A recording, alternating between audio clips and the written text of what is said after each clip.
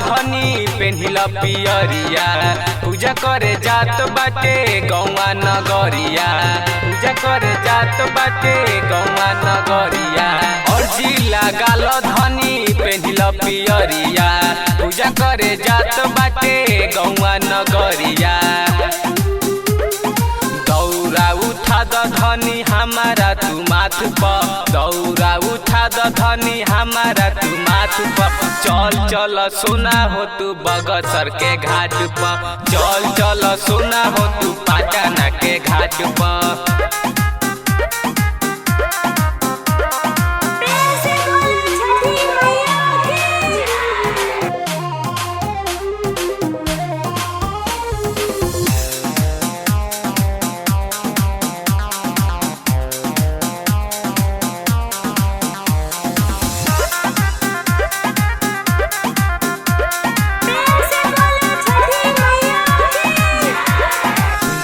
बेरा दिह तू अरख धनिया हरदम रहम तोहरा संग धनिया हरदम रहम तोहरा संग धनिया।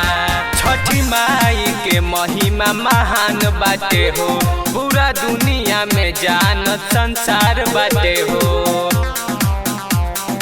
काहे खिसियालू रानी तू बाते बात पर काहे खिसियालू रानी तू बाते बात पर चल चल सोना हो तू पटना के घाट पर चल चल सोना हो तू आरा के घाट पर।